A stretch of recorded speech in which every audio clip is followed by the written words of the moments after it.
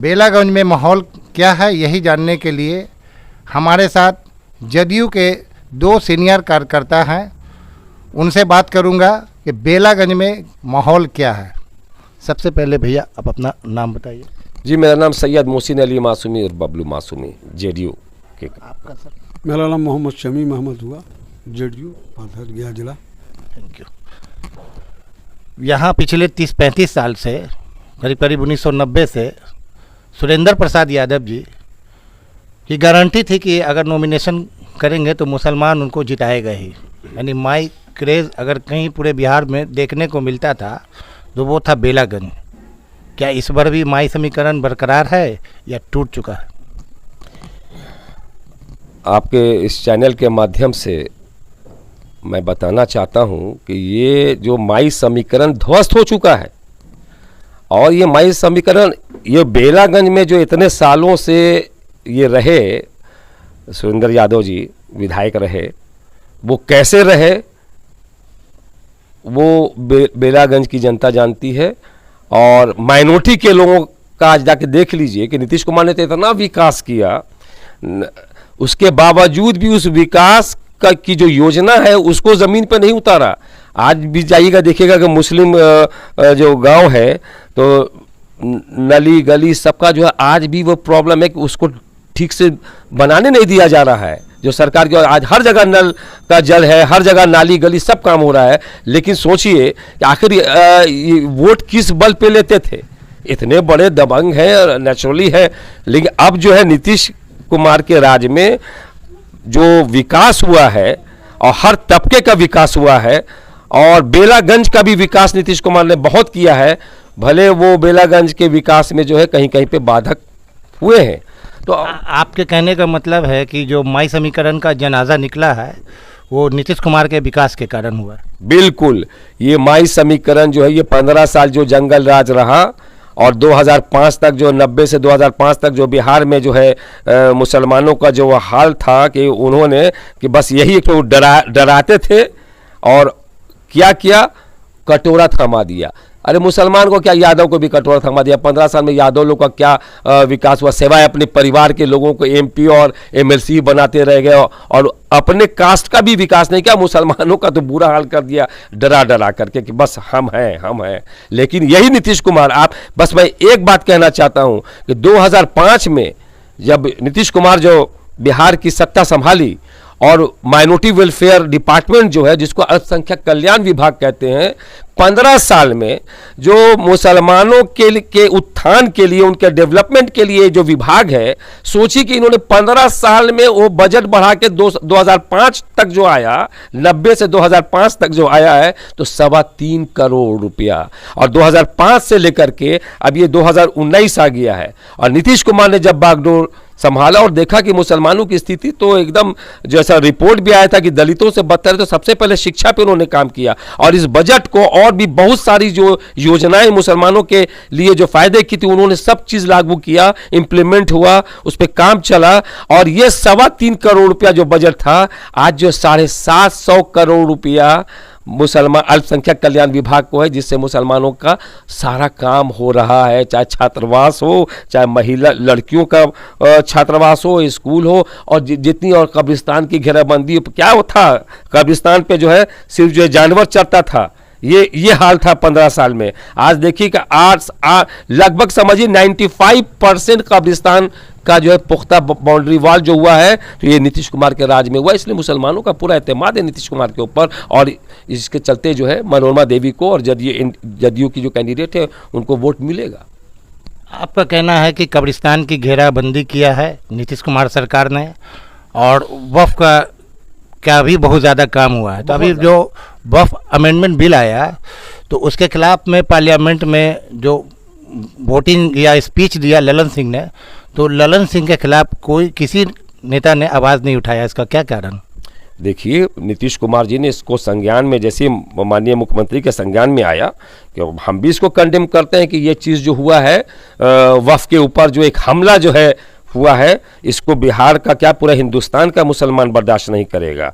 और नीतीश कुमार ने immediate meeting बुला करके, और उसको जेपीसी जो है ज्वाइंट पार्लियामेंट्री कमिटी जो है वो अब उसको देख रही है, और यहाँ जो बिहार से जो 3 जो MP हैं उसके मेंबर हैं, और उन्होंने क्लियर ये डायरेक्शन दे दिया है कि जो है जो मुसलमानों के हक में है, जो सारी चीज़ जो, और जितने जो माइनॉरिटी के और वक्फ बोर्ड के चेयरमैन लोग जो मिले, मैं भी पूर्व चेयरमैन रह चुका हूं, और मैं भी इस चीज़ को समझता हूं कि ये जो है कहीं से बर्दाश्त नहीं किया जाएगा। और नीतीश कुमार जी ने संज्ञान लेकर करके, और हम लोगों से सारे वो जो मेंबर जो JPC के जो हुए, जो ललन बाबू भी उसमें मेंबर, और उन्होंने सुना, इस चीज़ को समझा, और उस चीज़ को जो है कमेटी में रखा गया है।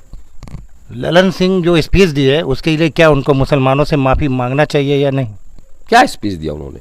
उन्होंने वक्फ का समर्थन किया, वक्फ बिल का, और बोला कि इसको पास होना चाहिए, जिसके खिलाफ में पूरे भारत के मुसलमानों में गम और गुस्सा है।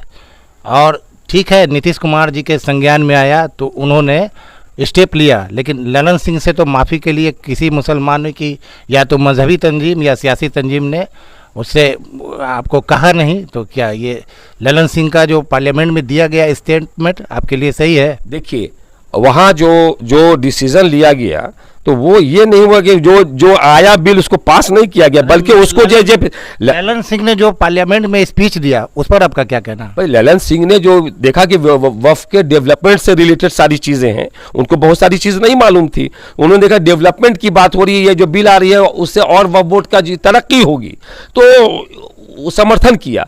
लेकिन जब बाद में जब सारी चीज़ें उनको समझ में आ गई और उनको बताया गया, हम लोग सब कोई मिले और जितने चेयरमैन सब मिले, और नीतीश कुमार जी ने कहा कि नहीं, जो वक्फ की ज़मीन, वन से वक्फ ऑलवेज वक्फ, जो वक्फ एक बार हो चुका है उस पर कोई दूसरा दावेदार हो ही नहीं सकता है, और ना ही कोई दूसरे मजहब का कोई आदमी जो है उसमें कोई आ सकता है। तो ये सारी चीज़ों ने हम लोगों ने मेमोरेंडम बना करके दिया, जिसको वहाँ रखा गया है। तो और ललन बाबू भी पूरा अब समर्थन में है कि नहीं, जो JPC की जो कमेटी की जो होगी, जो डिसीजन होगा वही मान होगा। और ये जो डिसीजन जो बिहार से जो रिप्रेजेंट कर रहे हैं, जो 3 जो मेंबर हैं, वो सब जो है समर्थन में है। चूँकि आप वक्फ बोर्ड के शिया वक्फ बोर्ड के चेयरमैन भी रह चुके हैं, तो मेरा ये सवाल है कि वक्फ बोर्ड का चेयरमैन इलेक्टेड होना चाहिए या नॉमिनेटेड होना चाहिए? देखिए, ये जो 1995 वक्फ एक्ट है, इस वक्फ एक्ट के हिसाब से जो मेंबर बनते हैं उसमें नॉमिनेटेड मेंबर भी होते हैं और इलेक्टेड मेंबर भी होते हैं। और जब ये मेंबर बन जाते हैं, ये नोटिफिकेशन हो जाता है, नोटिफाइड जब हो जाते हैं, तब क्या होता है कि तब जो वही जो मेंबर हैं वो जो है चेयरमैन को इलेक्ट करते हैं। यानी कि चुने हुए मेंबर जो हैं उसमें इलेक्टेड मेंबर भी होते हैं, जैसे कि जो MP हैं, राज्यसभा हैं, और MLA हैं, MLC हैं, ये लोग भी मेंबर बनते हैं। तो ये लोग जो होते हैं मेंबर, तो ये लोग इलेक्टेड मेंबर होते हैं, क्या कि इसमें बहुत सारे MLC MLA किसी एक को चुन लिया वोट कर करके। उसी तरीके से जो भी मुतवल्ली होते हैं, तो बहुत सारे मुतवल्ली होते हैं, तो ये लोग इलेक्टेड और बाकी नॉमिनेटेड होते हैं। तो ये तो एक्ट में है कि जो है इसको जो है मेंबर ही चुनते हैं चेयरमैन के लिए। सुन्नी वक्फ बोर्ड का चेयरमैन इरशादुल्लाह साहब पिछले 20 साल से आपको पोस्ट पर काबिज हैं और निरंकुश की तरह काम करते हैं और बदनाम भी हैं। वक्फ की बहुत सारी ज़मीन का घोटाले का उन पर आरोप भी है। तो क्या उनको हटना चाहिए या अभी जो वर्तमान में बने हुए हैं ये सही है? अब देखिए, इल्ज़ाम तो आजकल किसी पे कुछ भी लग जाता है। कोई भी इल्ज़ाम जब तक प्रूफ नहीं हो जाता है उसको एक इल्ज़ाम ही कहा जाएगा। और कोई आरोप जब तक सिद्ध नहीं होता है तब तक आप किसी को ये नहीं कह सकते हैं कि जो है वो आरोपित है। भाई, जब वक्फ बोर्ड एक ऐसी चीज़ है कि वक्फ की ज़मीन को जो है कब्ज़े से निकालना होता है। जब हम कब्ज़े से निकालते हैं और जिसके कब्ज़े में है तो वो तो खिलाफ बोलेगा ही चेयरमैन के। तो ऐसी कोई बात नहीं है, बहुत अच्छा काम किया है उन्होंने, जिसकी वजह से मुख्यमंत्री उनको बना रहे हैं। उनके ऊपर कोई भी अभी तक कोई भी आरोप जो है सिद्ध नहीं हुआ है। अब आ जाते हैं बेलागंज उपचुनाव पर। मनोरमा देवी यादव यहाँ से जदयू के उम्मीदवार हैं, क्या मतलब माहौल है? माहौल बहुत अच्छा, बहुत खुशगवार माहौल है। और ये जो समझिए कि जो 32-34 साल कितना हो गया RJD का जो 90 हाँ, ये जो खूंटा जो एकदम जमा हुआ था और बेलागंज की जनता बेहाल थी, डर से वोट देती थी और विकास उन्होंने कुछ किया ही नहीं। अब तो ये मौका आया है कि अब जो है खुल करके जो है वोट देना है बिना किसी डर के, क्योंकि क्राइम करप्शन और कम्युनलिज्म जो हमारे नीतीश कुमार जी का है कि जीरो टॉलरेंस है, इसको बर्दाश्त नहीं किया जा सकता है। और इस एक खुशगवार माहौल में ये इलेक्शन होगा और बेला की जनता जो है नीतीश कुमार पे विश्वास करती है और मनोरमा देवी जो कैंडिडेट है एनडीए की जदयू की तरफ से जो है ये प्रचंड वोट से जीतेंगी। आशीर्वाद है इनको बेला की जनता की। परिवर्तन कुदरत का कानून है। अभी जन स्वराज पार्टी का 2 अक्टूबर को उदय हुआ है और वो नई नई तरह की बात कर रही है, नई लोगों को बहुत सारी योजना लाने की बात कर रही है। तो यहाँ जदयू की जो मनोरमा देवी हैं उनका टक्कर आरजेडी से है या जन स्वराज से है? देखिए जन स्वराज तो अभी जो है जिसको कहा जाता है जुमा एक हफ्ता भी नहीं हुआ है। और ये जन स्वराज क्या है? ये तो बिजनेसमैन है, ये पॉलिटिकल एनालिस्ट है, ये तो हर जगह घूम के हमारे यहाँ भी थे, हमारे यहाँ भी आए, प्रचार प्रसार किया, पैसा लिए गए। ये तो बिजनेसमैन है, तो ये बहुत ज़्यादा महत्वाकांक्षी हो गए। और अब ये इन्होंने सोचा कि जब हम इतना नॉलेज रखते हैं कि किसी को जिता देते हैं तो क्या वो जिताते हैं? अरे कार्यकर्ता जिताता है और हमेशा कार्यकर्ता जिताता आया है, लेकिन पब्लिसिटी और प्रचार तो एक चलन हो चुका है, इसलिए वो आते हैं। और ये अपना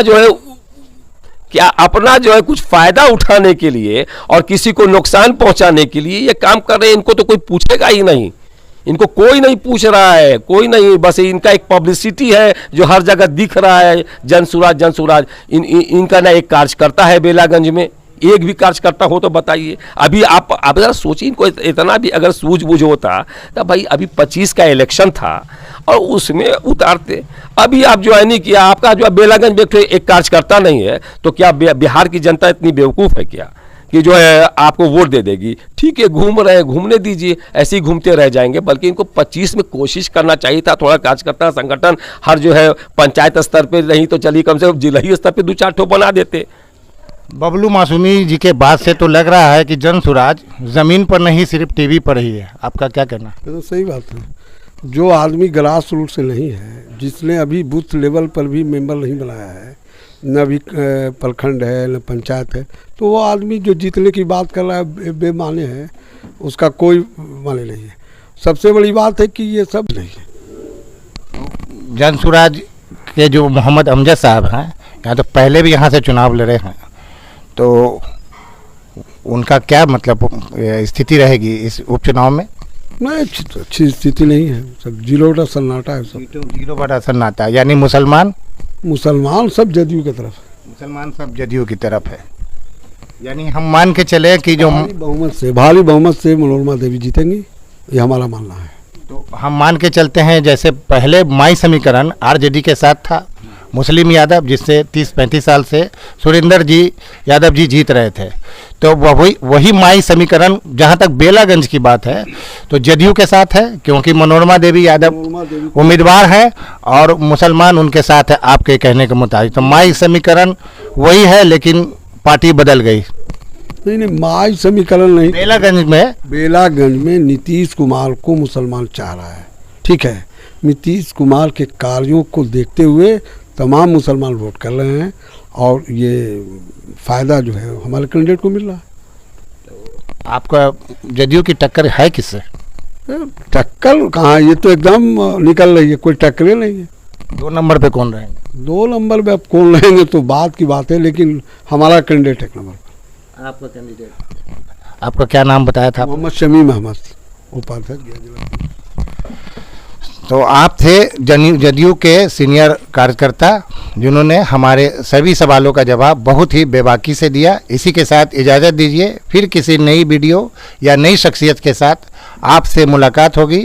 जय हिंद, जय संविधान, आदाब।